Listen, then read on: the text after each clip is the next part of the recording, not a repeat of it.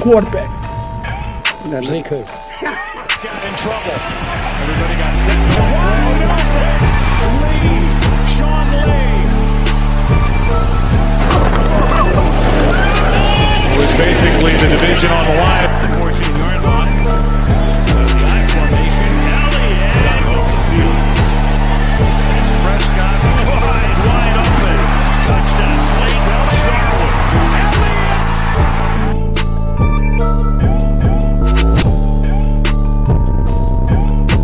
How about them Cowboys? Yeah!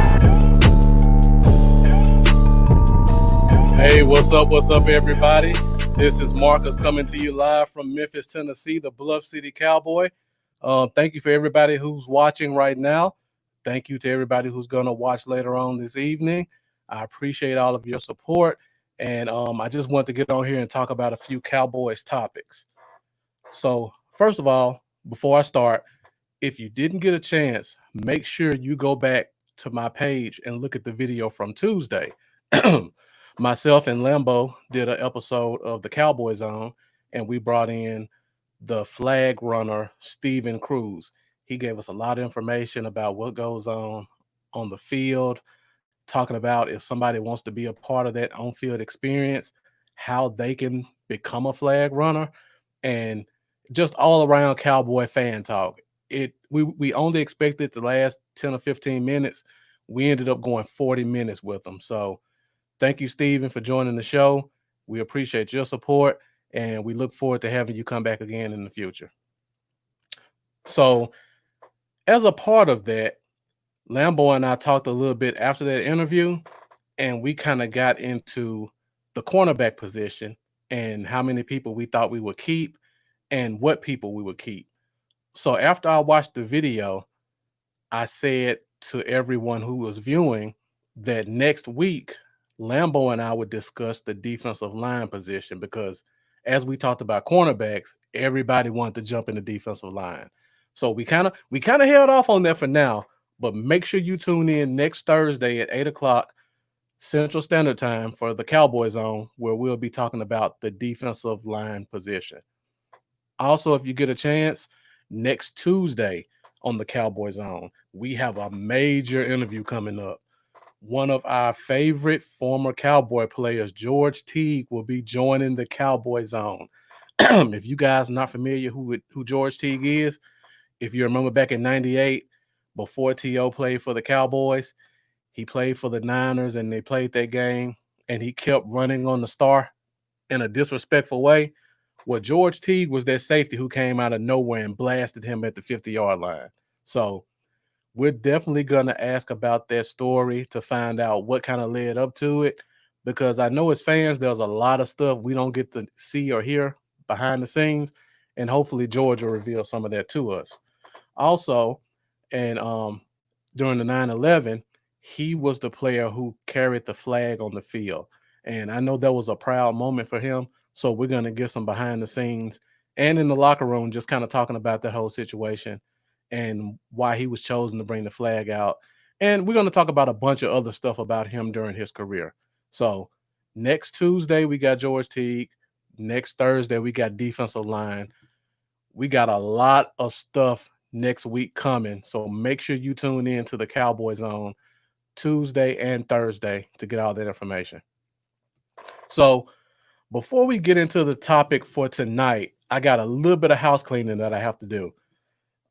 About 3 weeks ago, we were on the Cowboys on, and my friend Candace was viewing from California, and she took a look at all the stuff I got behind me, all my Cowboy stuff, and she was a little bit upset because she made me a Cowboy present for Christmas, and I didn't have it on display. So after that week, I promised her that I would put it on display, but because of the way it's made, I can't find a spot to put it at. So before we start today, Candace, if you get a chance to watch, she made me this pillow for Christmas this year. So if anybody likes it and you want a pillow made for yourself, make sure you contact Candace Rice. She does an amazing job. I'll try to find somewhere I can put it at behind me, but right now I just can't find a spot to fit it in. So today, like I said before, on Tuesday, we talked about defensive line and cornerback, but I realized we never talked about how many people we projected to fit at each position. So before we can really go into this is how many D tackles we're going to keep, this is how many DNs, so on and so forth, we first have to figure out how many people we're going to keep at each position. All right, I see we got a comment. And Devin, thank you for joining. I appreciate it. So Devin wants me to hold the pillow the whole time. If I had a third hand, I could hold it up, but I got so many other things going on behind the scenes that you guys can't see that I'm unable to hold the pillow up.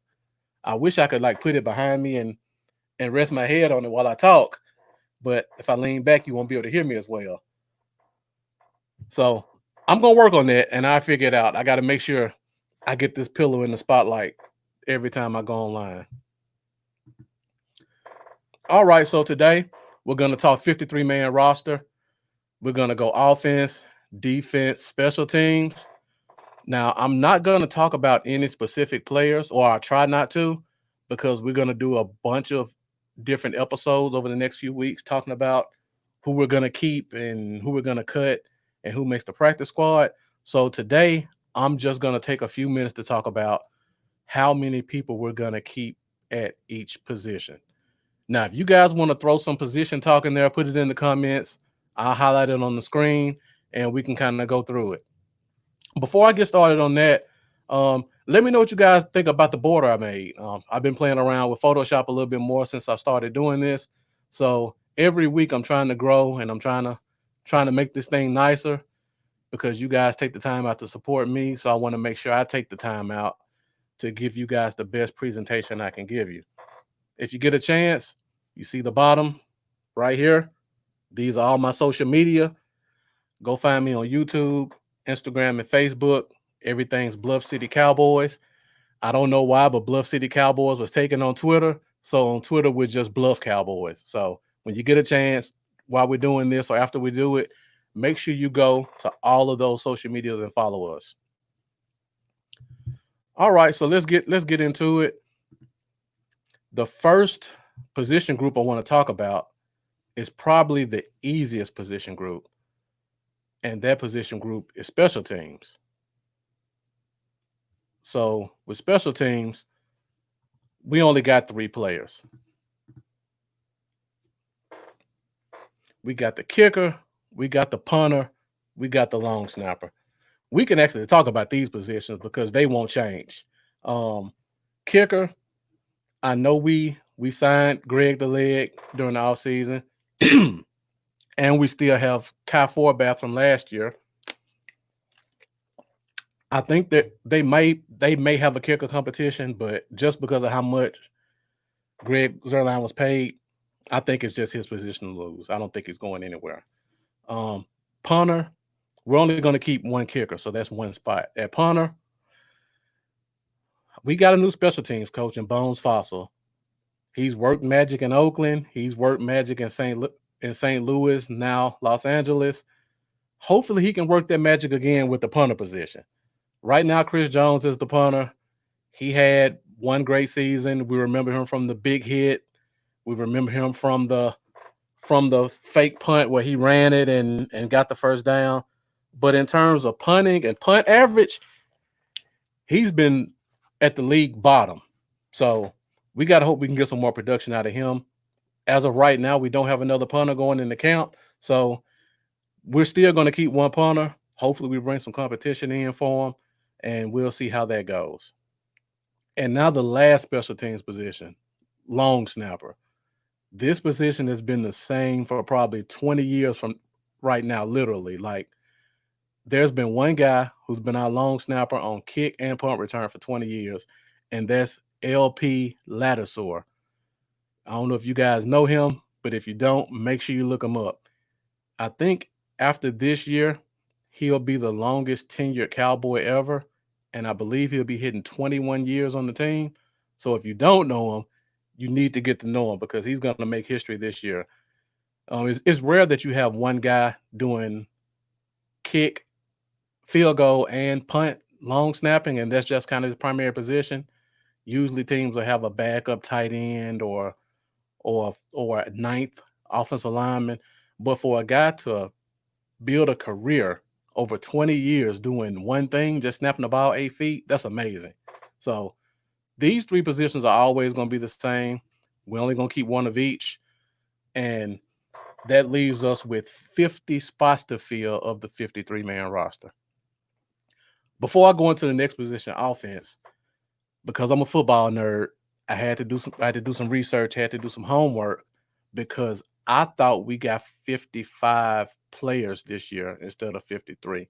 So when I went to look it up, we do get 55 players, but the extra 2 players are practice squad guys that we can bring up without them having to clear waivers when we drop them back down. So it's technically not 55-man roster. Basically, what they did was they added 2 positions to a practice squad. So now instead of 10 guys, we got 12. And we're basically going to go with the regular 53-man roster. So now let's break down the next 50 spots going into the regular season. And first, we'll start with offense. So I'll talk about this position because I feel like it's pretty much set.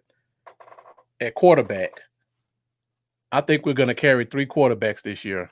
Historically, we've normally only carried 2. And, of course, we got Dak, and we signed Andy Dalton during the offseason. So we're going to have 2 at least. But I think we're going to carry a 3rd guy. And the reason for that is we don't normally draft quarterbacks to be bench guys. Normally, we get a guy in undrafted free agency like we did with Clayton Thorson last year. This year, we got a new coach, Mike McCarthy. Mike McCarthy is a quarterback guy. And with the last pick in the draft, he made the decision to draft a quarterback, Ben DiNucci. I don't know if you guys are familiar with him, but he's a kid out of James Madison, Division II school. And last year they made the national championship. So he's used to winning.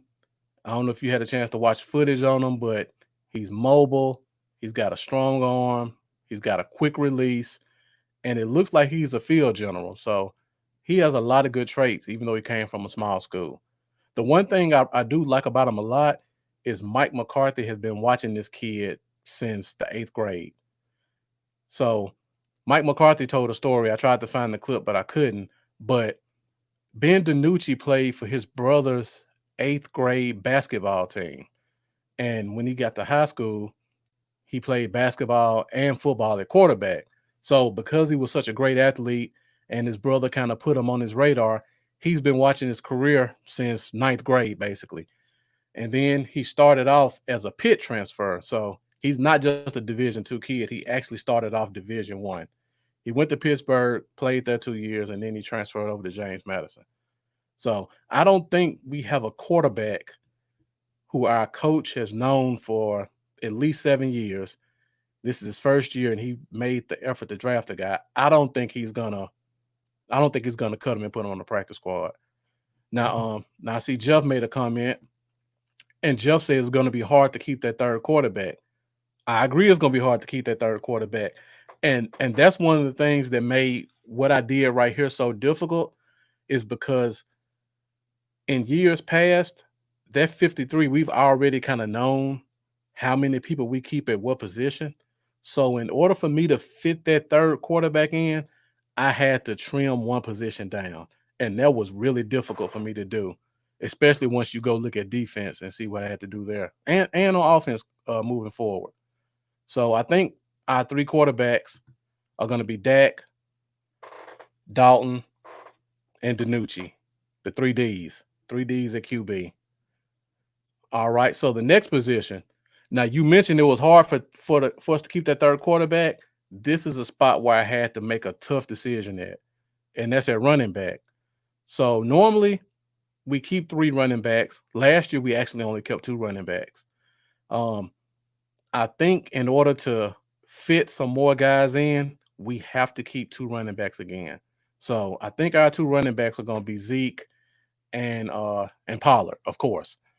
Now, the reason we can keep two running backs is because, like I said, in years past, when you have a guy on the practice squad, if you bring him up to your roster, in order for him to go back down to the practice squad, you would have to basically cut him off the team, open him up to waivers, and then anybody could pick him up without you being able to fight for him. But now they've changed the rules. So if we were to stash a running back on the practice squad, if we needed him on game day, we could actually bring him up that week and we can drop him right back down without him having to go through waivers. And that is major because if we have a guy on the practice squad and we let him play and he has a great game, now we don't have to risk some team getting some good footage on him and basically taking them from us. We can slide them back on the practice squad, and now they can't take them from us unless they just pay him so much money that he chooses to leave the practice squad. I know a lot of people don't know how practice squad works, but basically you have your regular 53-man roster, and then you have another group of guys who are the guys who come to practice with you and they go to film study and all that, but they don't get to stand on the sidelines and be a part of the game. Now, those guys are technically not under a contract with the team. They are week to week players. So if week 2 somebody decides to come in and grab a guy, if he wants to go to that team, we have nothing we can do to stop him from going to that team other than try to offer him more money or bring him up to the active roster. So normally with the practice squad guy, if they bring him up, they have to cut him, and then he's open to anybody. With the new rule change, now he's our property, and we can bring him back up and bring him back down if we need to. So that's going to be a big deal. And because of that, I think we can roll with two running backs on the roster. On top of that, TP is extremely talented. Zeke is extremely talented. So when you got two guys with that much talent, you don't really need a third guy at running back because even if you have him there, unless there's an injury, you're not going to have a lot of opportunities to use him unless he's a punt returner or a kick returner. Next position. I wish we would get rid of this position. We don't use it the way I think we should to have it. But I look back at Mike McCarthy's past. He's always kept a fullback on the team. Of course, Jason Garrett kept a fullback on the team as well. So I think we will keep a fullback this year. So that's one spot that's going to be taken. Now, this could change because there's going to be a fullback competition. I'm going to have a problem saying both of these names because they're difficult names. We have the undrafted free agent, Sewo Alanalua. So I got that one right. And then we got the current fullback, Jamiz Olawale. So those two guys are going to have a fullback competition. Now, Alana Lua is actually a running back. So if they decide they want to have more of a running back guy, and he had 60 catches in college so he can catch.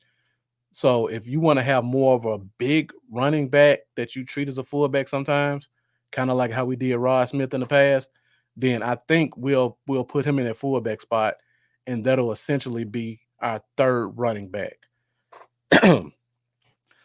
So that takes care of takes care of the backfield. So now we go closer to the line of scrimmage, and we go to tight end. I think we'll keep 3 tight ends, especially if we have a guy like Alana Lua at fullback, because he can play some H-back as well and fill in at tight end. If you guys haven't had a chance, we did an interview 2 weeks ago with Kyle Humans out of DallasCowboys.com. We talked about all the undrafted free agents. So if you're not familiar with Sawo Alana Lua, make sure you go back to my page and check out that interview that we did with Kyle breaking down their position. And also, just go to YouTube and type his name in. He played for TCU, and you can look at a couple of his highlight clips. He's 6'4", 237 pounds. He runs a 4.5, and he has very good hands. So I think he's going to be a good player if we decide to keep him over Olawale. Yeah, I'm talking about Olawale is the fullback right now. So Olawale is not a running back. He's a fullback. He's a true fullback. They don't treat him like one, but he is. I wish we can go back and get Keith Smith back, honestly, because that's still the best fullback in the league to me. All right, so the next position I want to talk about is center. This one is a no-brainer to me too.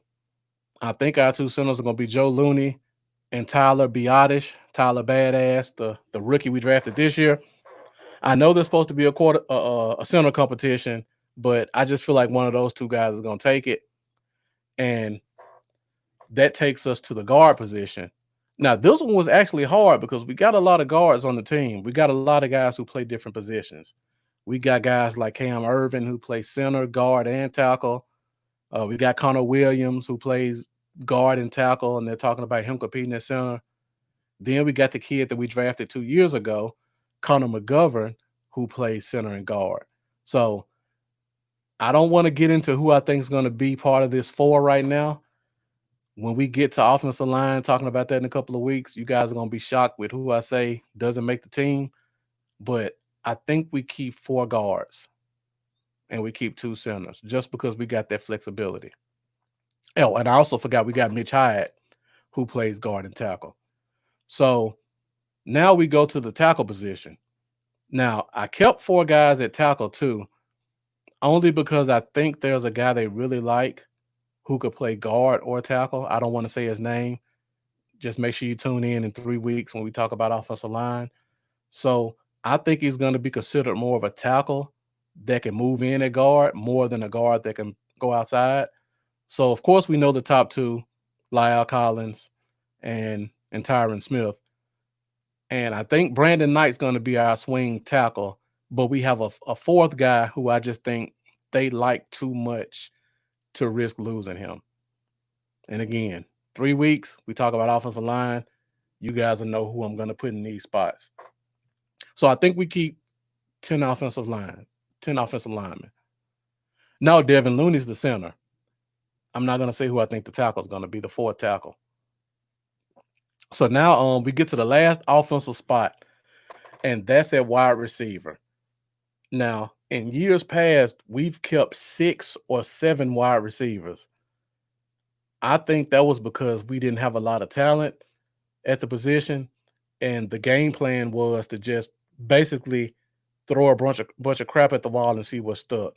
So we knew what we had with our top 2 to 3 guys, and then we just pick up 3 or 4 more guys and just put them on the roster because for some reason or another, some coach liked them and didn't want to let them go. And we just had a lot of congestion at the end of that.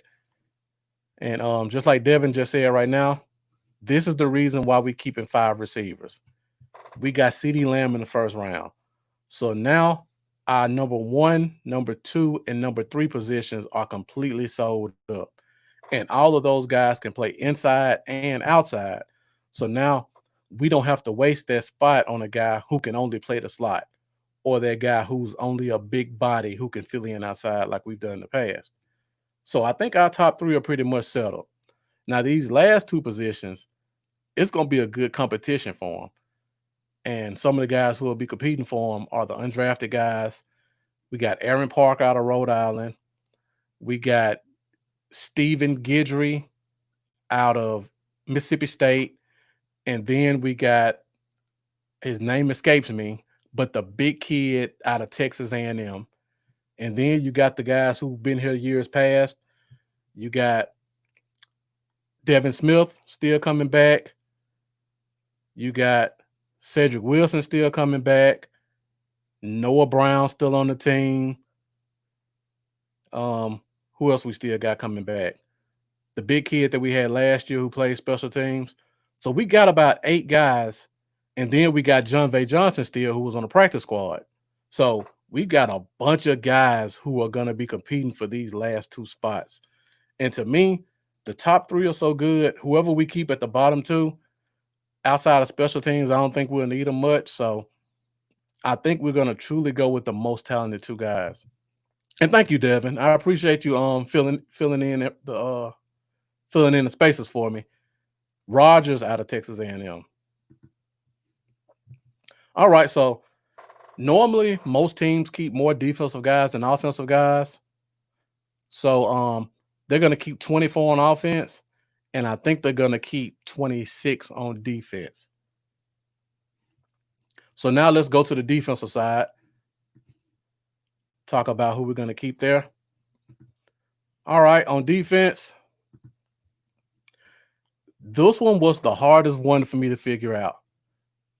So if you guys watched on Tuesday, Lambo and I tried to figure out how many guys we would keep, because as of right now, we have 17 defensive linemen on this roster. So basically, we have to cut almost half of the defensive linemen. And the way the numbers came out, it was difficult for me to even get 10 up here. I had to really go short on a couple of offensive guys to be able to get 10 defensive linemen. So I think we're going to keep 6 defensive ends. So if I just name a couple of the guys who play defensive end right now, we have Randy Gregory coming back. That's 1. We have Alden Smith who got signed. That's 2. Tyrone Crawford is coming back. That's 3. Dorrance Armstrong is still here. That's 4. DeMarcus Lawrence is still here. That's 5. Joe Jackson is still here. That's 6. So that's 6 defensive ends right there. And I still haven't named Rondell Carter, the guy we just picked up as an undrafted free agent, paid him a bunch of money. We just signed a guy named Ladarius Hamilton, and he looks really good on paper, and he looks really good on tape, so he's going to be competing. And then we still got Jalen Jelks, who's one of my favorite players on the practice squad from last year. We signed another guy named Azur Kamara, who is a super athletic kid out of Kansas. He's 6'4". He runs a 4.5, and he can play he's probably the fastest player on our defensive front 7 coming in. So I just named you 7 guys who are returning from last year, and then I just named you another 5 guys who we just signed, and that's just that defensive end. So it's going to be a heavy competition to figure out what 6 we keep. I've kind of I said, oh man, West Coast, appreciate you joining in, man. Thank you. Make sure you guys go follow West Coast as well. West Coast goes live probably 4 or 5 times a week. Every time he goes live, he's spitting facts.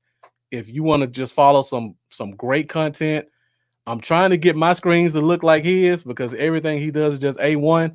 So make sure you guys go and follow West Coast as well. All of his stuff is West Coast Cowboy.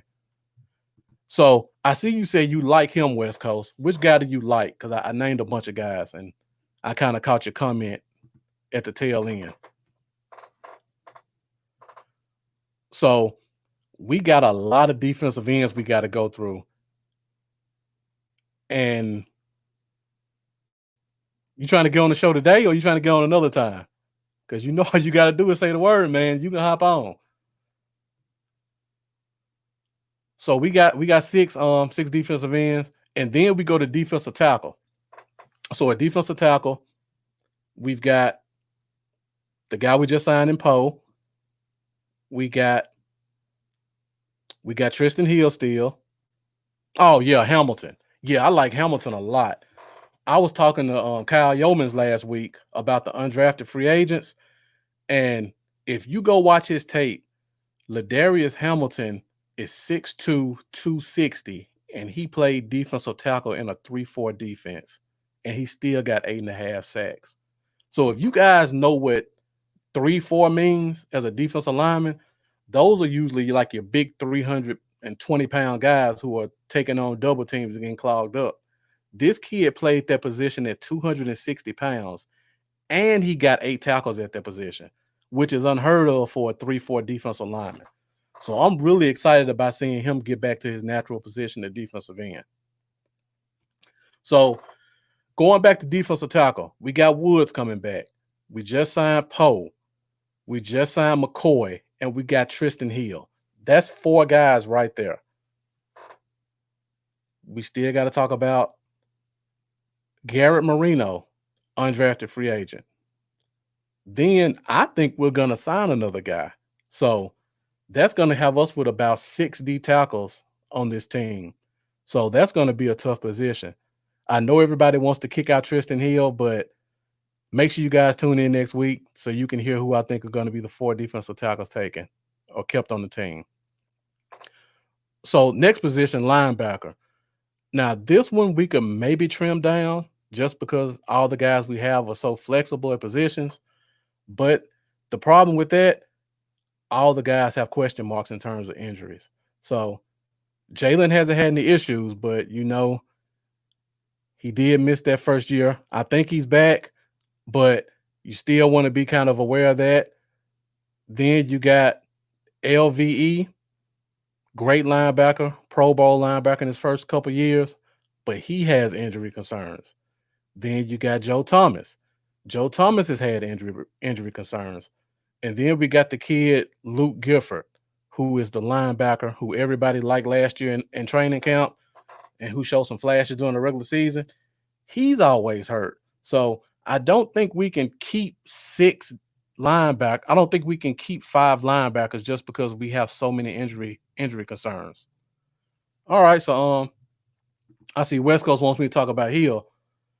Now, I'm in the minority on Hill. I like his traits. If you go back and look at his traits coming out of college, because I'm a big college scout guy when we draft somebody.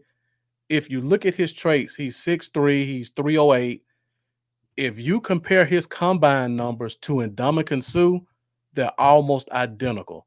Ndamukong Suh got, I think, 3 more on the bench press, but 3 cone, 40, vertical, everything's almost identical. So if you look at it from just measurables, the kid has a lot of talent, and I can understand why they would want to draft him in terms of that. My problem with Hill was, well, I can name a couple of problems, but the one problem I had was he came out of a 3-4 defense in college, and he came to this team that ran a 4-3. And one of the reasons he had problems with his coaching staff was because they converted to a 4-3 his junior year, and he didn't like playing in a 4-3. That's what was reported, that he seemed kind of out of it in practice, and he wanted to go back to his natural 3-4 position, and he just kind of butt heads, and he basically got benched because of that. So that was kind of concerning to me. But measurables, I loved them. Now, I think coming in last year, I don't know what happened, honestly. I think it was a combination of just the coaching staff not staying on him, not a lot of leadership in the locker room and in the front 7 that could really kind of make him push forward and show us that talent. He showed us a couple of sparks here and there, but he wasn't really consistent to me. So those things concern me. But one thing I keep telling everybody starts off with a clean slate. So this coaching staff is new. The scheme is new. We haven't really seen what we're going to see from all the players we had. So I think he has a good chance of being one of those guys to where we remember him from last year, and then we get in practice and play out in preseason games, and we see a kid who's firing off the ball, and he's showing a lot of instincts, and he's showing some of that strength that he has. And I think he can really be good if he's given the opportunity. And when you look at it, you got a guy like Gerald McCoy. Gerald McCoy is a high effort player. He plays with his hair on fire. If you know anything about Neville Gallimore, he's a high effort player. And if you look up Garrett Marino, the undrafted free agent, he's also a high motor player. So when Tristan Hill comes in this defensive tackle room and on the field, he's either going to have to step up to match their intensity, or he's going to stand out as the low effort guy. Now, I'm hoping when we bring all these guys in that it motivates him and he just shows us what he can do. So we'll see about that one. But I've already kind of gone through my 4D tackles, so I'll talk about that next week. West Coast, are you on a computer, or are you on your computer, or you on your phone? I can send you a link if you want to hop in.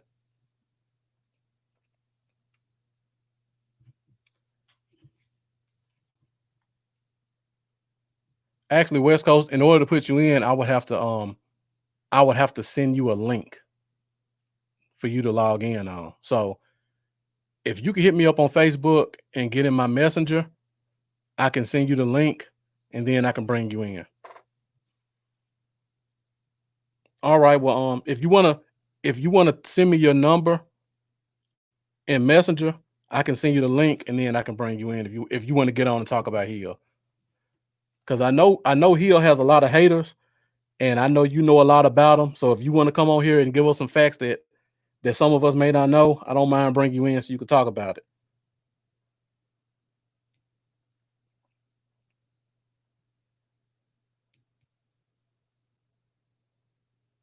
All right, guys, give me a second. I'm just typing in this link so I can try to get West Coast in here if he wants to come in.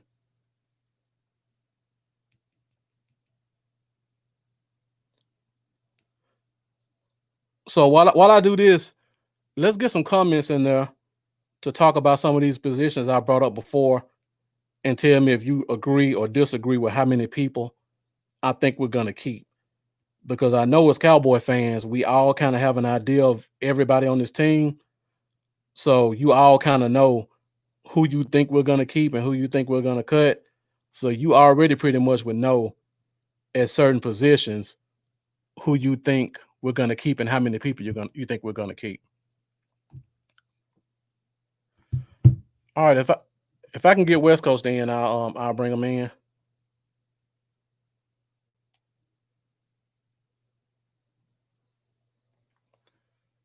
All right, West Coast, I'm looking at my messenger right now. I don't see you in here yet.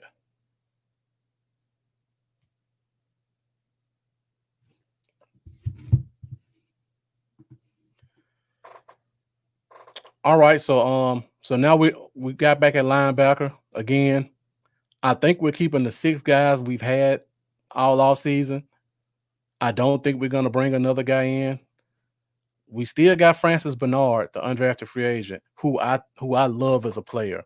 Like, if you want to see a guy who can cover as a linebacker, he is probably one of the best cover linebackers I've seen in the past 2 to 3 years. And if you watched the Cowboys last year, you know coverage from our linebacker position was one of our weaknesses. So just from that standpoint, he may stand out enough to where he can earn away on this roster. It'll probably have to be at the bottom because I think our top 3 guys are pretty much set. And I doubt they would let Sean Lee go to bring him on.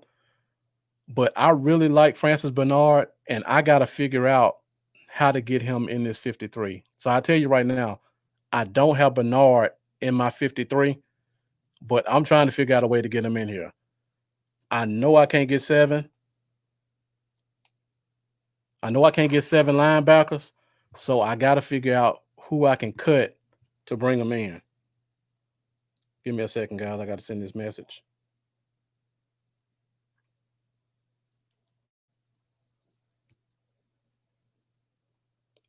West Coast, I'm sending it right now. I got to retype it.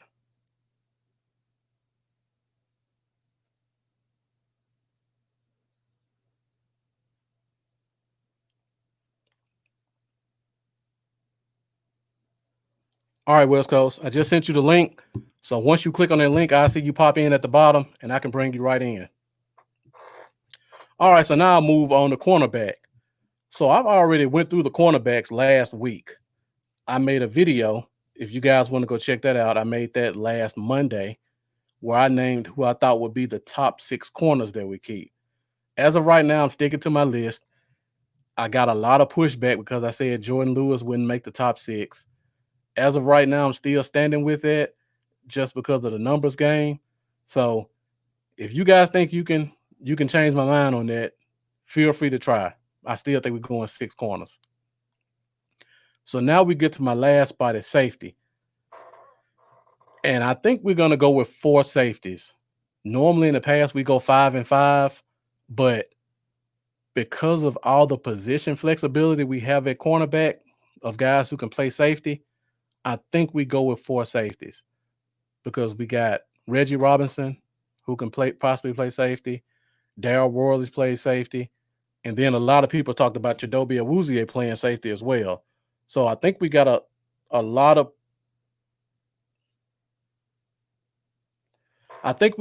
position flex to get in that spot. No, let me try to get you in. I must have typed.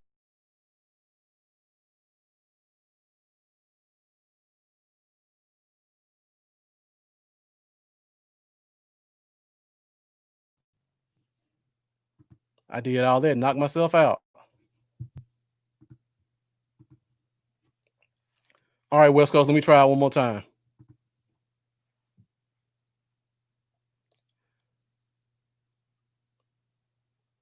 Because I see something in Tristan Hill that a lot of people don't see. So I want to see if you agree with me or not.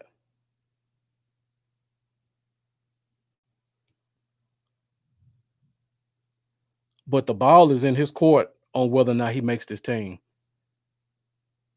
He could play himself in or he could play his way out. It all depends on his effort level. Now, I think that link will work. So if you want to hop in, you can hop in. You can try that one now. All right, so I keep this screen up a little bit longer. I see Jeff made a comment.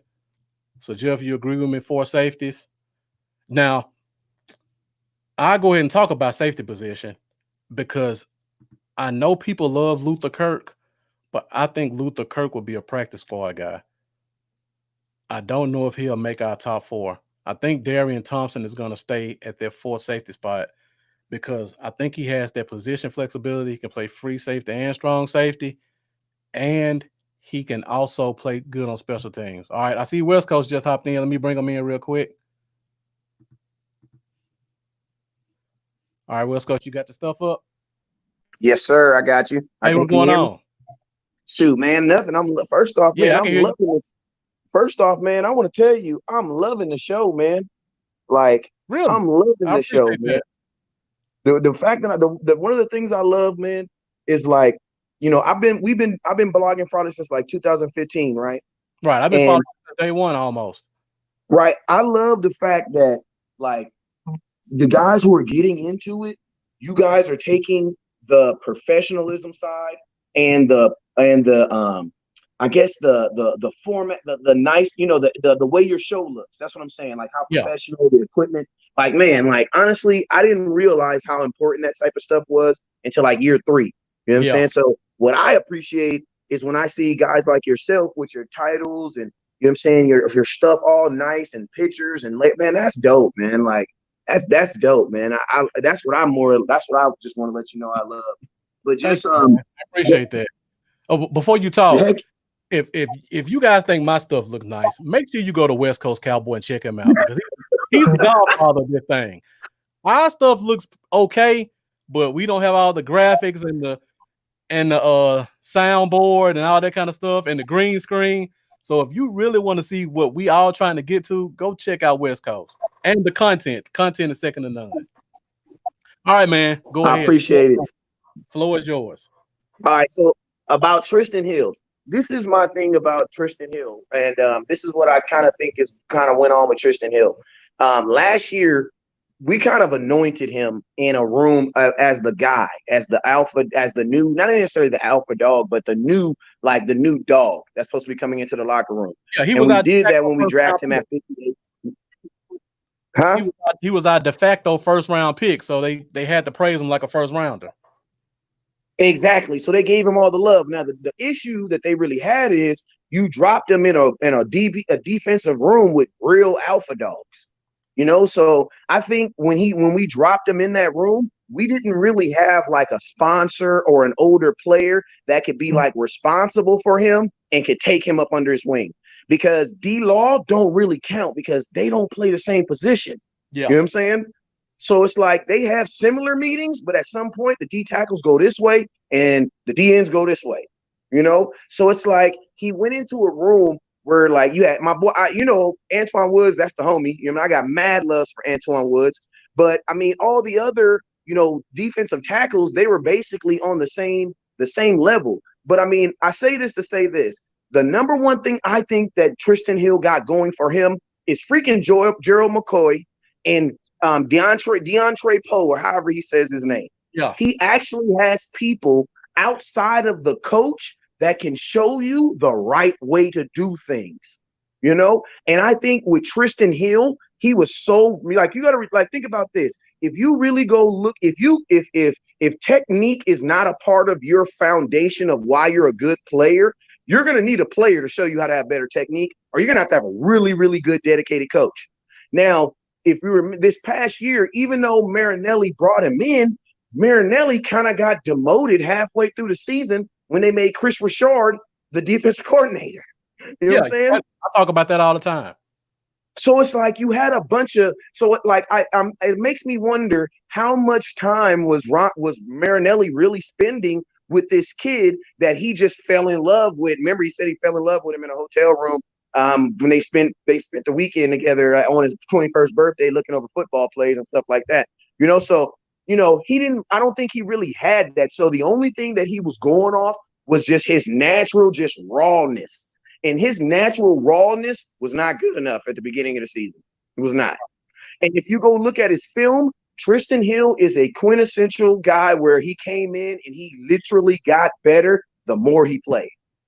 I think the number one thing that Tristan Hill needs is Gerald McCoy, because I think he's gonna, in football, you get to spaces where you hit a wall, like that move that I've been using for so long. Guess what? It's not working anymore. Right. You know what I'm saying? Or everybody at this level is just as fast as me. You know what I'm saying? So being fast, where in college was an advantage, in the NFL, man, everybody's fast. Everybody's fast. So I think the greatest asset that he has going for him this year is he has, and I'm gonna call Gerald McCoy an All-Pro, because man, once you become the president, no matter if you're not the president today or the president next year, you will always be called the president. You know what I'm saying? You get that title. You never lose that title. You know what I'm saying? Like Dez Bryant. People still called Dez Bryant an all-pro wide receiver because that's what he is.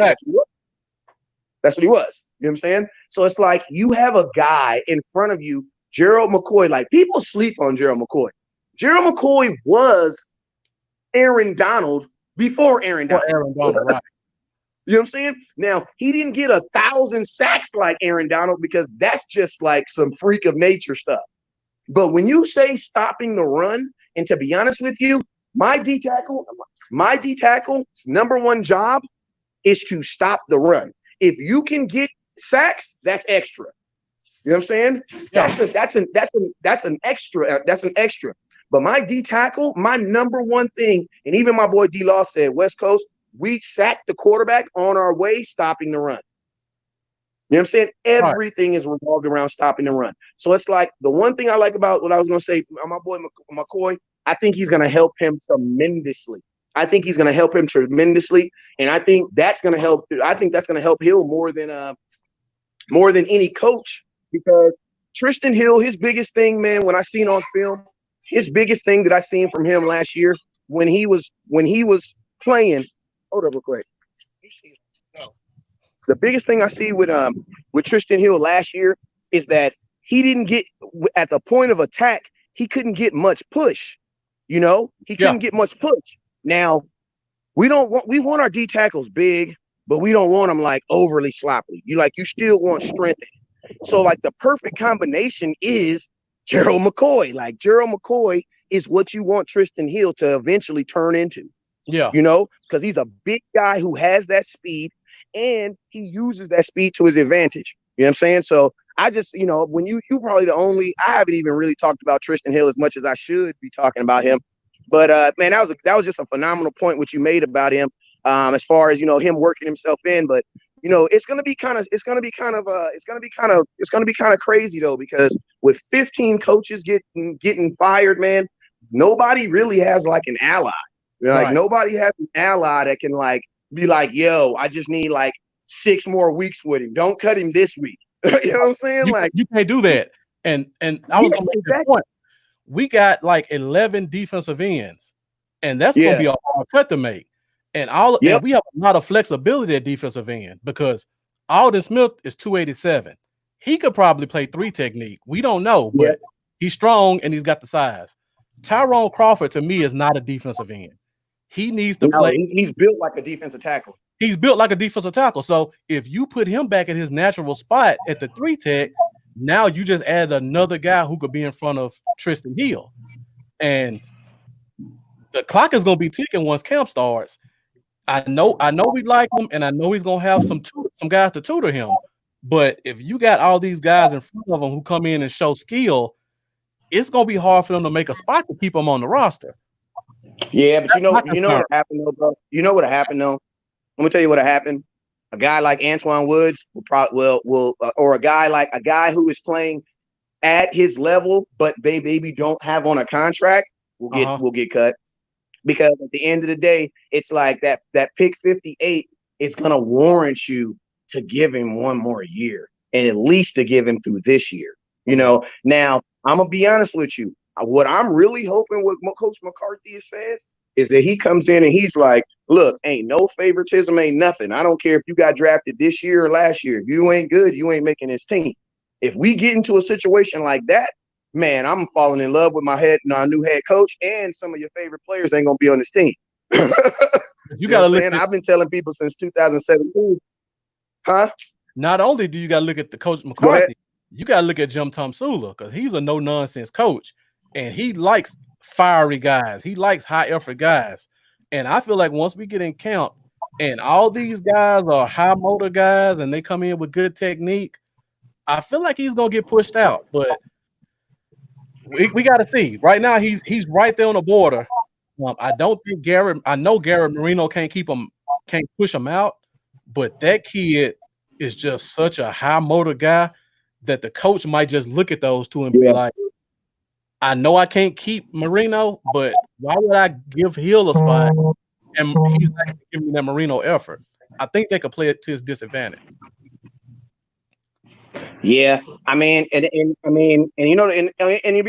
cool thing about it is, like, the best part about it is the fans. We win either way, because either way with competition is going to ensure that the best players are on the field. The only difference is it's like you're really spending. It's like equity in your house. It's like, do I want to sell my house right now? Because if I sell it really right now, I might not be able to, make as much money off of it as I would have made if I sell it later on down the street. So it's like, I think right now you're looking at who's going to have the most, who has the potential to have the more equity. You know what I'm saying? Who has the opportunity to have more money or the more talent the more you invest in. You know what I'm saying? So it's like Tristan Hill, man. I think the worst thing that happened to Tristan Hill was his coach is gone. So he's gonna have to if he makes this team, it's really gonna be because he made this team, But I like what you said about the defensive end. To be honest with you, man, they're gonna save one position. They will save a position by moving Tyrone Crawford. And I'm gonna tell you this, man, Bradley and I gonna get a vet cut, bro. Like, he gonna get a vet cut. You have a guy that should have been drafted. The only reason why he didn't get drafted earlier is because he got T-Rex arms. But if you're able to come into the NFL and still be effective with T-Rex arms, T-Rex arm, his arms are small. Yeah, short arms. You know what I'm saying? But yeah, he got short arms. So if he's able to come, if he's able to come in, because one thing I like Bradley and I is all I really need as a young player, all you really got to do is make that special teams. Mm-hmm. If you can make that special teams and then just wait for your opportunity to come, the one thing about the defensive line and defensive end, man, is they don't all play 16 games. Like, it's just too much that goes on in them trenches. Yeah. You know, so it's like you will at some point have an opportunity. Before I let you go, I'm gonna tell you, my sleeper on that defensive end is and who I honestly think will probably, you know, is gonna turn some heads, is my boy Dorrance Armstrong, man. I knew you were going there. Bro, I'm not like Dorrance Armstrong. Like, I'm gonna tell you this, right? If Robert Quinn is not a Dallas Cowboy last year, if Armstrong plays the exact same way he did, he probably has at least 6 to 7 sacks. Right. At least. Because I'm not trying to take anything away from Robert Quinn, but I know a 4 sacks off the muscle that Robert Quinn got 100% because DeMarcus Lawrence was just double teamed. The one against the sack when he ran down Bridgewater, DeMarcus Lawrence was over there fighting 3 people. Exactly. You know, but one thing I saw about Dorrance Armstrong, man, is Dorrance Armstrong, Boss Cowboy calls him his almost guy. Like, he's almost.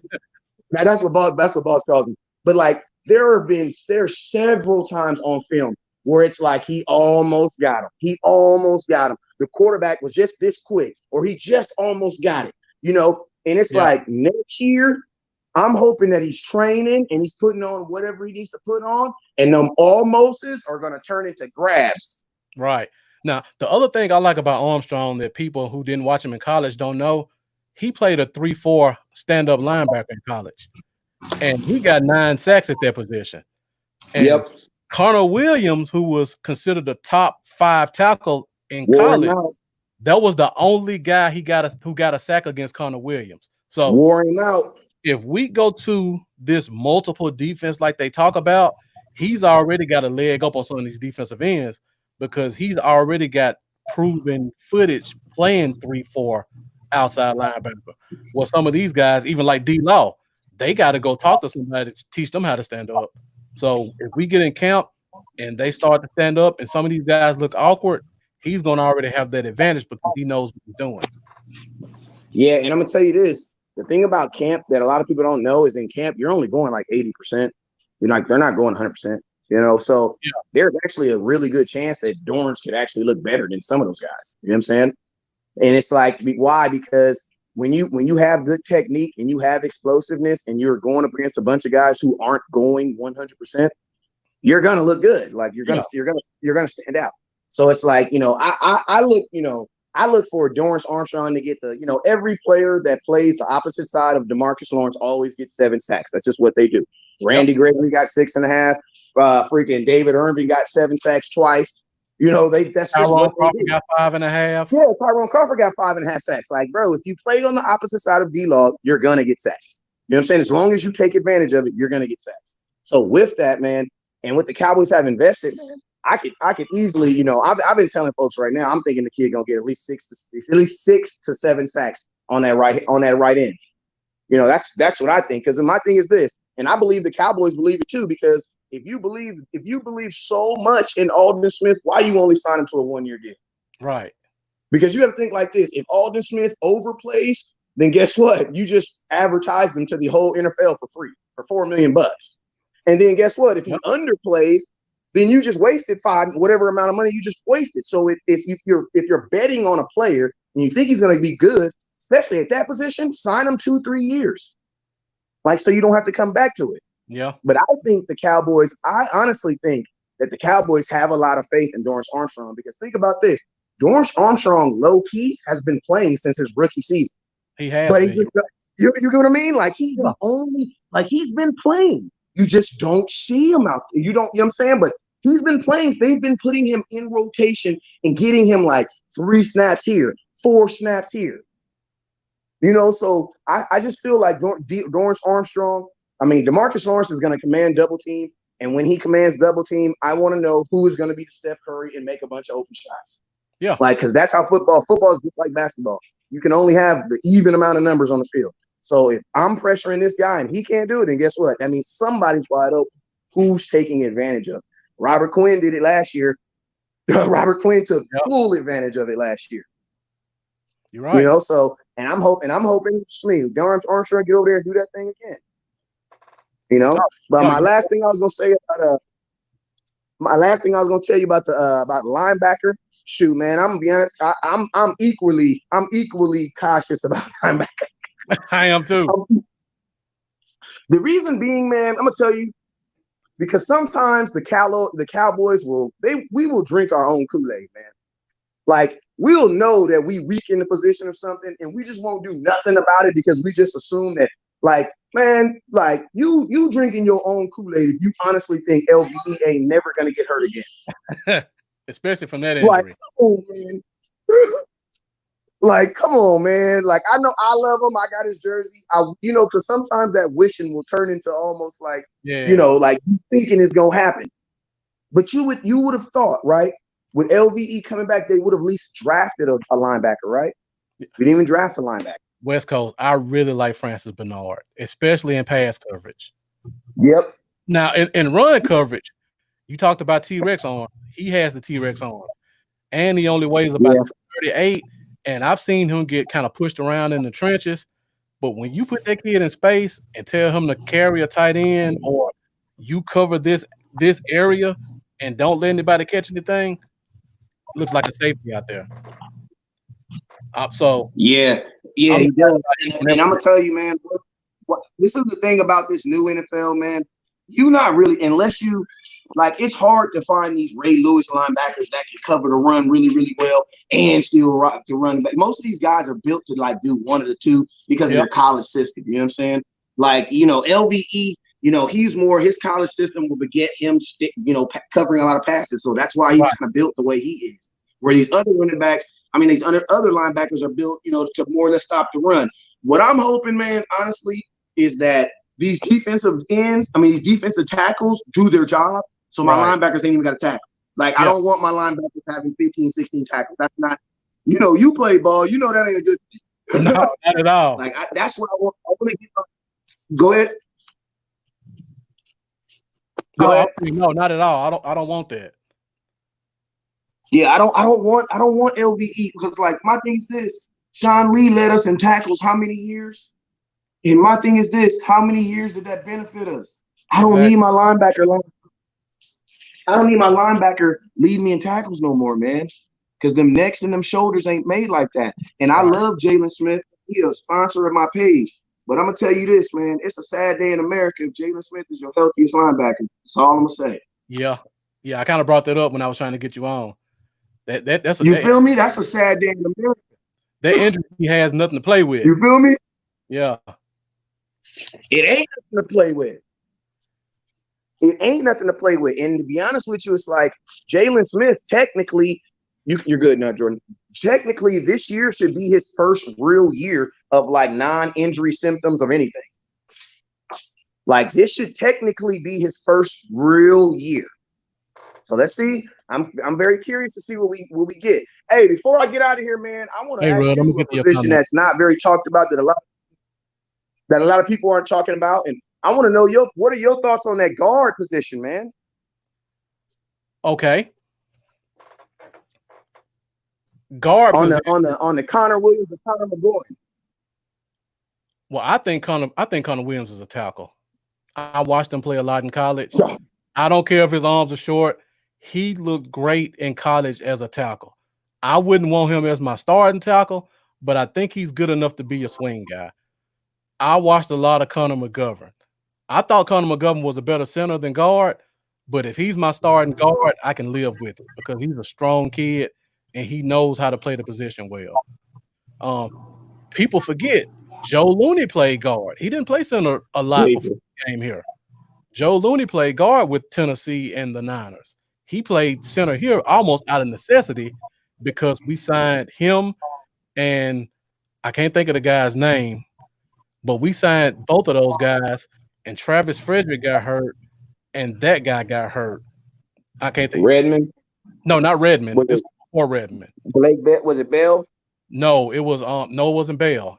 He played what's his name? He came from San Francisco. Oh, I know Marcus May. Marcus Martin. Marcus Martin. Hey, he's from USC. Hey, that's how you know you're really a goddamn Cowboy blogger. I mean, you can just pull random stuff out there like your head, right. man. I know. So that guy was signed to be our backup center. He got hurt. Got hurt. Bro. So Joe Looney had to play center out of necessity. Right. Yeah. So Joe Looney had to play center out of necessity. He's actually a guard. So I think if Tyler Biotis. Well, hey, that's a good point. Hey, because think about this. Jane Slater was on my show, man, and she said, and Mike Fisher said that they actually see the Cowboys giving the goddamn rookie action at the starter. If he's healthy, I can see it. Tyler Baez. Yeah. And to be honest with you, like, I'm curious to see. I need to go look at some film at Joe Looney at guard because, man, you just perked something in my soul right now. You just perked something in my soul. You know what I'm saying? Yeah. Connor McGowan, I ain't gonna lie, I'm not the biggest fan of Connor McGowan, Connor Jeezy. I don't know, man. I wasn't a big fan. I don't know. Saquon Barkley, I guess when Saquon Barkley's a running back, you don't have to, for like 2 years, most of your career, you don't have to, there's not a lot of blocking that goes towards him. You know what I'm saying? Yeah. But at the same time, it's like, I mean, I don't know. You know how you watch film, like it just don't sit right with you. Right. I got you. Now there's one more guy I want to bring up, and this is my dark horse, but I like him at guard, and that's Cam Irving. Everybody keeps putting him at tackle. Who? Cam Irving, the guy we just signed from Kansas City. Cam Irving. Yeah. I think he's a guard. I think they didn't keep him at that position long enough to let him show his strength and his athleticism. I don't know if he can get the starting spot, but I just think he's a better guard than tackle. Yeah, I think they kind of already got him penciled in as a swing though. Okay. Which is kind of weird because they, I mean, I don't like when the Cowboys do that because that's still kind of like Cheetah Bay Awuzie. Like you shouldn't determine if he's a safety until he actually plays. How can you switch someone's position in May? Like there's no football. Right. Yeah. Like, no, he should go into camp as a corner and come out a safety. You know what I'm saying? But like that's how it's supposed to be. How do you get a guy who was signed as a first-round pick as a center and put him at left tackle? Just think about that. How many guys do you know that played center that could play left tackle? Could Travis Frederick play left tackle? Like, honestly, the guy was drafted as a first-round center because of his talent. I think inside because inside is his strength, and that's why he's gone to 3 teams in 4 years. Is because teams keep trying to throw him at tackle because they see that he's 6'7". I think it might just be me. I think his better position is at guard. Yeah, man. I don't know, man. I think they already. I mean, the swing is such an important position to the Dallas Cowboys. It's almost like freaking. The swing is almost like a slot receiver, man. Like, yeah, I agree. You know what I'm saying? Like the Dallas Cowboys technically don't have 5 starting linemen. We have 6. You know what I'm saying? So it's like as long as you can find yourself in that rotation somewhere. I mean, Lael's not moving. Zach not moving. Tyron's not moving. So I mean, the only thing I really, really hate is that these 2 positions are sitting right beside each other. Like I wish they were on the other side because it's almost like if you get one. You almost got to get them both right because they're going to be working right on each other's head. You know what I'm saying? Like a lot of people, when I think it was in 2018, we gave up them 56 sacks. Everybody got on Tyron Smith, even though he made a Pro Bowl, but he did not play good that year. But everybody got on him because we gave them 56 sacks. But I'm like, bro, could you imagine being on being an All Pro on your end and then having a rookie right here who played tackle last year, but now he's playing guard? Yep. So it's like. He's good enough to handle his guy, but now Tyron has to help you get because I'm your guy. Why? Because he just can't let Dak get sacked and then everybody just look at you like, okay, what happened? Like, you know what I'm saying? So it's like I think they put a lot on Tyron Smith when they dropped Connor Williams there. I think they put way too much because Tyron he be hurt himself. And I'm gonna tell you. A huge bypart of what I'm saying is where has the screenplay gone? It's non-existent. Jeff, don't get started. The screenplay used to be the biggest play for the Cowboys. My friend It's is in the non-existent. my friend in the comments is always mad about them getting rid of that. Well, it's not even that they got rid of it. We can't do it. Yeah. We can't do it. Like, Right. we can't do it. Like, Tyron Smith don't get out fast enough. And then, man, Connor Williams, man, you got to be nasty to screen. Like, you're literally you're lying to the whole crowd, and then you just get real deceptive. That's what a screen is. Mm-hmm. You know what I'm saying? Because you're selling run. You're selling run, selling run, selling run. Bam, now you're passing it. You know what I'm saying? Yeah. So it's like you gotta be like Leo Collins. I love when we do the screen with him because, man, he's trying to kill folks. Exactly. You know what I'm saying? Like you gotta have, and that's why, like, man, the screen play, like, the Ezekiel Elliott's biggest plays of his career as a Cowboy are not runs. They're all screens. All of them. 49ers, Pittsburgh, not Green Bay, Bears. And then we were so good with the screenplay. Rod Smith took a 78-yard screenplay to the house against the Raiders. Yep. You're right. Right up the middle. But we can't do it anymore. Like, that's a huge part of our offense, man, that we can't do. Can't do it. So it's like, I mean, that's why I think, like, that swing tackle, man, and he has to be the most athletic of all my guys. Because them dudes, you got to get out there. Like, you know what I'm saying? You got to get out there. So, I mean, I'm okay with Cam just because of the size.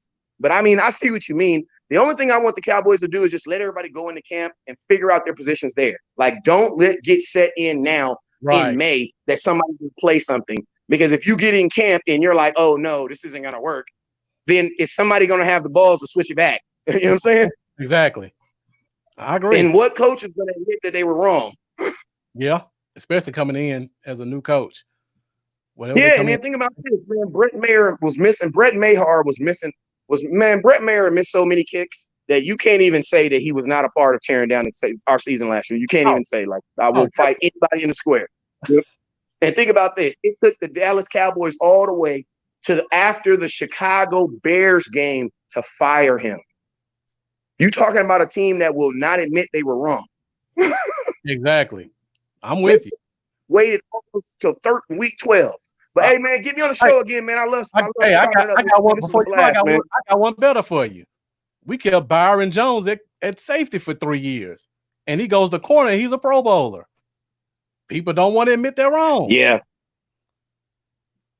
Yeah, and think about this. There was a DB coach. And think about this. There was a DB coach that had to have said that he felt that he was a better safety. Exactly. So somebody did make a mistake. Yeah, that's true. I hate the bag on him, but that's one of the reasons I'm glad Greg Jackson's gone. And I won't get into that one. I did not like him as a coach. The safety coach. Yeah, I did not like him as a coach. Yeah. Hey, I'm gonna tell you something though.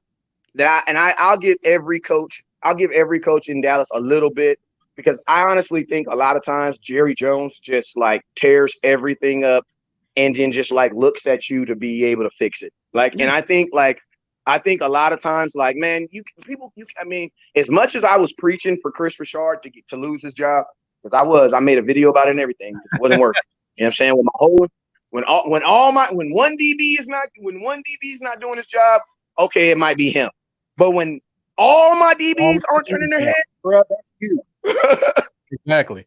That's you. But the problem I have with Chris Richard is I just don't believe that Chris Richard came to Dallas and just forgot how to coach. I just don't believe that. Mm-hmm. I don't believe that. So it's like, what happens to good coaches when they come to Dallas? Well, what's the only common denominator? Jerry freaking Jones. Yeah. I'm with you. You know what I'm saying?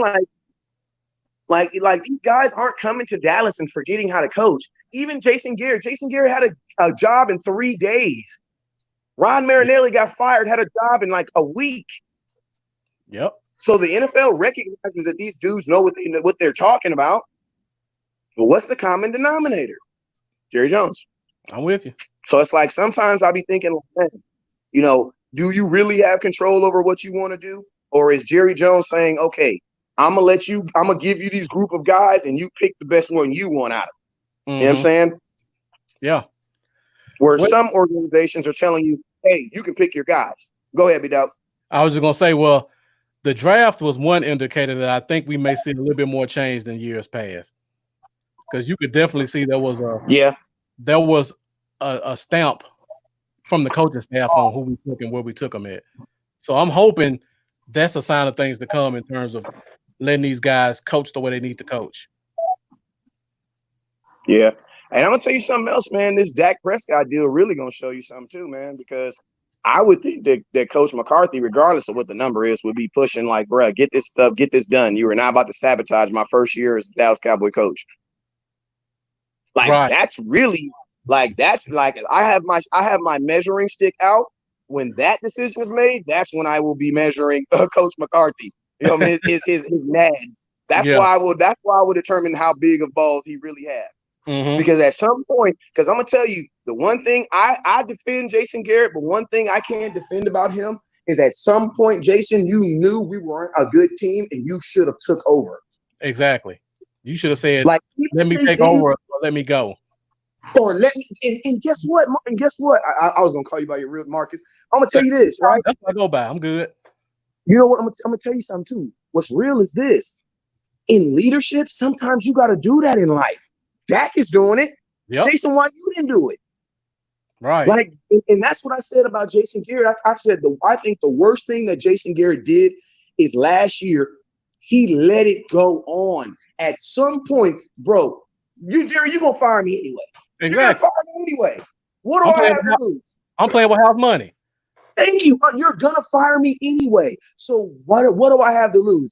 What did Jason do? Jason he just let them. Oh, it's like the Bible. Like it's one of my favorite scriptures in the Bible. It says, you know, it's a parable of how the Lord gave everybody a talent. One guy buried his talent in the dirt. Another guy went out and put his talent to use. You know what I'm saying? Mm-hmm. Jason Garrett was like the guy who buried his talent. Why? Because he thought Jerry Jones was mad and mean, and he didn't want to. You know what I'm saying? Well, that's not what he was expecting you to do. He was expecting you to take that and do something with it. So, like, that's the one thing because bad times are gonna come. But that's really when the leadership starts. It's when the bad situations come. Like when Jerry Jones presents you a dumb idea, Mike McCarthy, what do? Right. Because he's going to do it because it's his team. Definitely. When he tells you that we can't, that we don't need a number one wide receiver to win a game, to win games in the NFL, what is your answer to that? And you're an offensive-minded coach. Thank you. When he tells you that we don't need the leading rusher in the NFL, even though you drafted him, mm-hmm. which means that you do need him, because if you didn't draft him, why you didn't need him? Why you draft him? You know what I'm saying? When he presents dumb ideas like that, or when he presents you this dumb idea, hey, I don't think I can get Dak under 33. I don't think I can get him under 32. Mike McCarthy, do you step up right then and say, Jerry, no, bruh. Because the difference that we need is we need someone to tell Jerry, Brett, it's a dumb idea. No, mm-hmm. It's not. No, it's a dumb idea. Whereas in Jason, as much as he saw him as a son, obviously he didn't have enough respect to him to come in him and be like, yo, this ain't working. Because that's the one thing I say about Jason is like, Jason, you've known Jerry long enough. Yo, daddy worked for him. Yo, daddy worked for Jerry Jones. And you didn't think at any time that you could walk into his office and be like, yo, Kellen Moore sucks. Either give me the play calling or I'm out. You didn't see that? You didn't have that in you one time? Yeah. Okay, so basically what you're saying is if you're walking down the street and you see my house on fire, you're not going to call the police. You're going to keep on walking. I got to let you go, bro. You ain't got my best interest. Right. You know what I'm saying? You see how that flipped on you? Right. You know what I'm saying? I thought we was friends. Don't forget he made him fire his own brother too now. Yes. So and that, think about this. Then they didn't even fire you the day that you could get fired. They made you interview the whole team. Yep. Like right. And Jerry Jones, it's like this is the best example I'm gonna give you. And I think we both married, so I can give you this example, right? It's like no man wants a dumb woman. Like no woman wants a dumb man. Like as a man, we want women who can challenge us. You know what I'm saying? A little bit. You know what I'm saying? Understand what we're doing. But if your woman is just letting you do whatever you want to do and you just philandering, blah, blah, blah, you're going to be thinking in the back of your head, she don't really care about me and I don't really care about her. You know what I'm saying? You're right. And that's how, that. yeah, and that's how it is. That's exactly how it is with this relationship. That's that's how I saw it with Jason Garrett and Jerry Jones. You know what I'm saying? If there's no if you're not relaying back and forth, man, Jerry don't care about you. Who the heck on? Yep. You know what I'm saying? So, well, man, it was a pleasure. It was a pleasure speaking with you, man. Hey, we got to do this for real, for real. I really appreciate you getting me on, coming on, man. Man, you just don't know how much I respect you and how much I've been following you, and you just keep doing what you're doing, man, because you make all of us step our games up and pass out real football knowledge. Like you really have pioneered a new group of Cowboys podcasters. I just want you to know that. Wow. Well, shoot, I appreciate it, man. I'm gonna tell you, man, the number one thing, like I said, man, the dopest thing I love, man, is when I'm sitting up here, because I'm literally about to go live when you get off. I was about to go live and I saw your show and I was like, nope, I just, I'm gonna watch his show and then I'll go live after your show. You know what I'm saying? And so, I'm sitting here and I'm just looking at the presentation and I'm just, I'm looking at it. And I'm like, man, like that's what I love to see, man. Like the seriousness, like that people take it when they talk this Cowboy talk, man.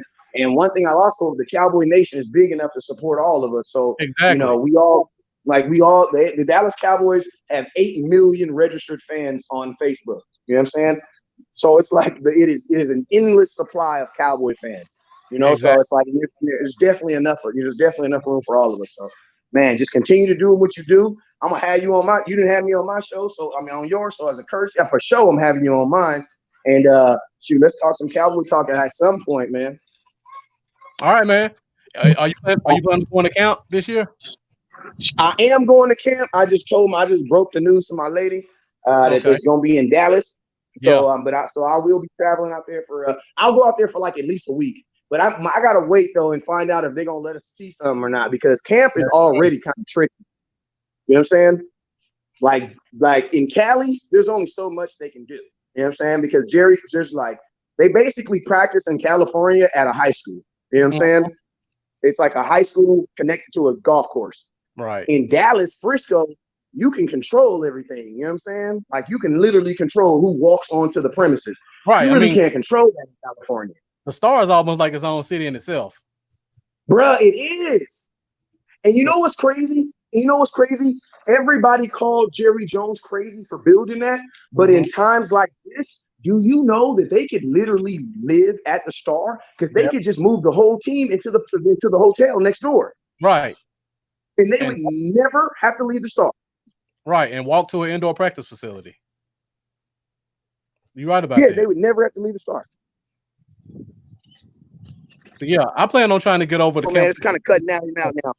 All right. I was just saying I was going to try to get the camp. I was going to try to get the camp this year a little bit closer to me. So I'll reach out to you and see when you're going to see if I can link up with you.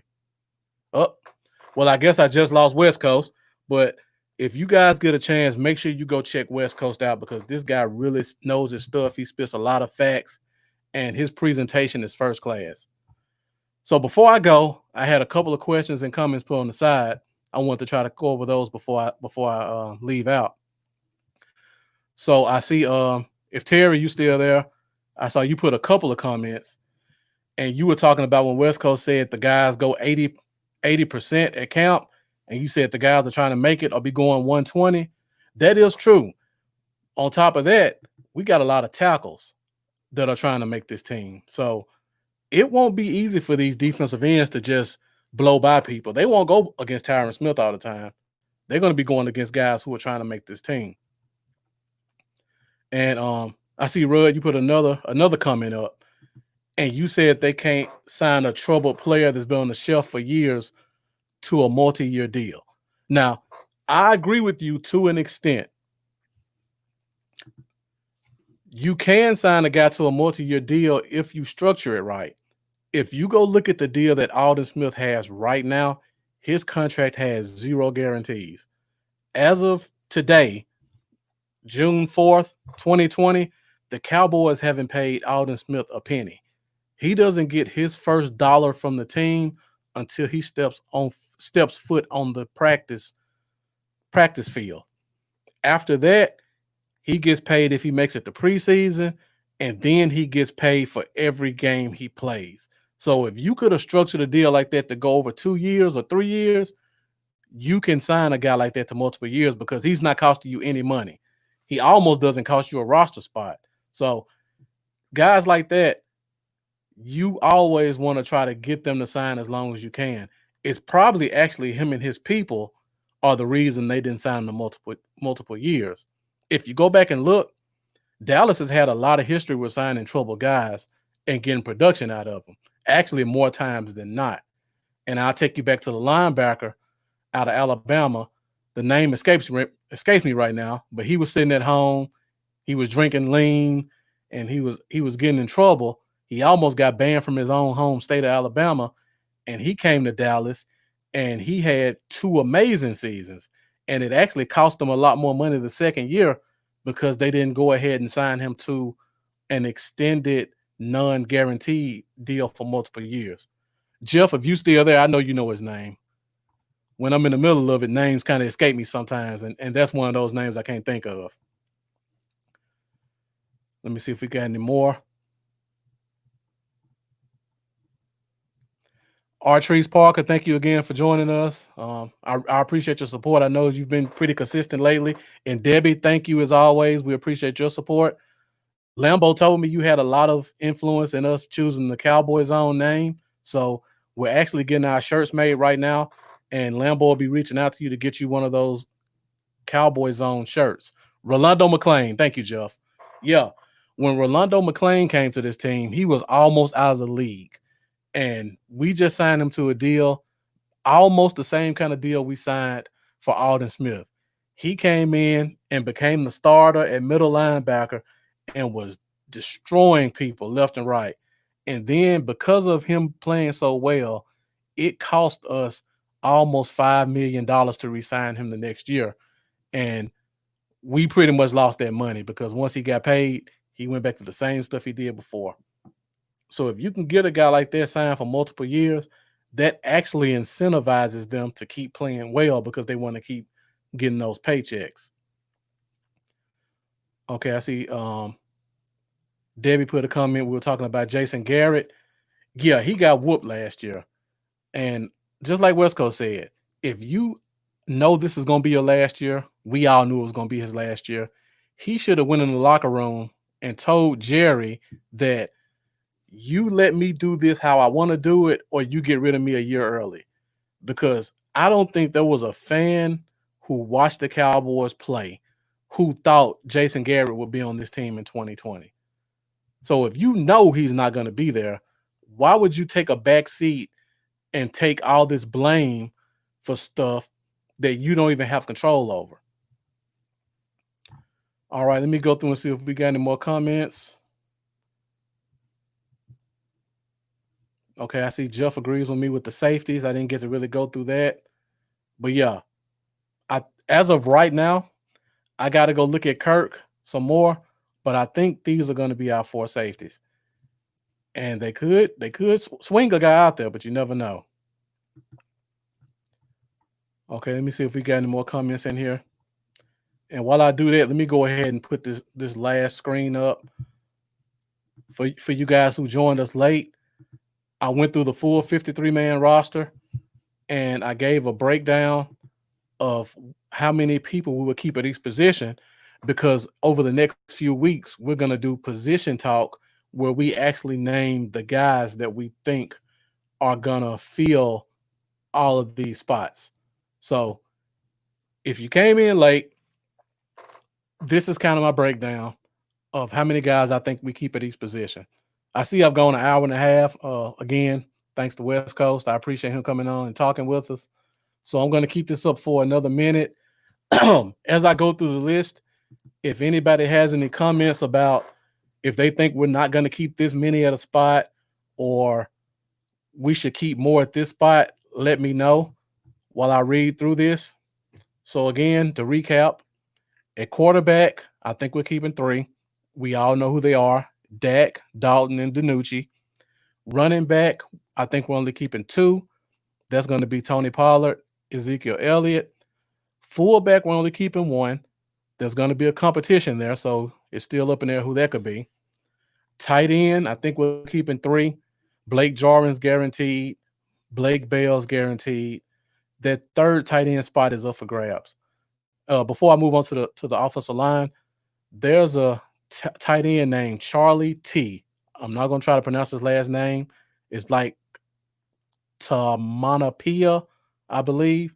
But he is a very athletic guy, almost like a big wide receiver. Go look him up before camp starts, and he may be competing for that third spot. At center, I think we keep 2. At guard, I think we keep 4. And at tackle, I think we keep 4. Normally, we go with 2 starters and a swing guy, but there's a guy that I kind of like who I think is going to make them keep a 4th tackle because he has that flexibility to play guard as well. And we'll talk about that in a couple of weeks. At wide receiver, I think we only keep 5. Our top 3 guys are so talented that I think we can go thin at the last 2 spots because we won't need them as much offensively. So I'm thinking our 4th and 5th wide receivers are going to be really big special teams guys, and they'll only get in if we need them to. Historically, we don't use a 4th receiver much, and I think with as talented as our top 3 are, we really won't use them. So that leaves us with 24 on offense. On defense, I think we go 4 D tackles. I think we go 6 defensive ends. And like I said earlier, we have 11 defensive ends on this team. So we have to trim our defensive end position in half just to get to this spot. I'm trying to find a way to get us to 7 defensive ends. But I keep looking at this breakdown, and I don't see a spot that we can go short in to get us there. I made a error right here. Linebacker, I have 4. Actually, that's supposed to be 6. So I think we keep 6 linebackers. If, and this is a big if the linebackers we had were healthy, I think we could get away with 5 because we have so much experience there. But when you look at Jalen Smith and you look at LVE and you look at Sean Lee and you look at Luke Gifford, that's 4 linebackers who we're looking for to contribute, and they all have major injury concerns from the past. So because of that, I don't think we can just keep 5 linebackers. We have to keep 6 because at any time, 2 of our top 4 linebackers could be hurt, and that will put us in a really bad situation. At cornerback, I think we go 6. Historically, we go 5, but I think we have so many guys, and we have guys who provide us with position flexibility, and I think there's going to be more of an emphasis on special teams with our cornerback position that I think we need to keep that 6th guy to help Bones Fossil out with our recovery units. And last but not least, I think we keep 4 at safety. Normally we keep 5, but I think HaHa's good and Woods is good. And the way we run our scheme, our safeties are so interchangeable. We don't have a guy that's just considered a strong linebacker, a strong safety, or a free safety. I think they're interchangeable. So because of that, we don't have any specialized guys who we say this guy can only play strong, and we have to have a backup that can only play strong.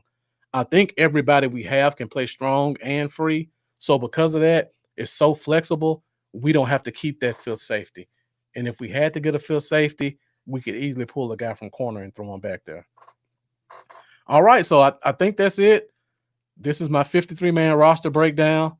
Next week on the Cowboys Zone, Lambo and I are going to talk about defensive line. So we're going to tell what 4 defensive tackles and what 6 defensive ends we plan on keeping on this team.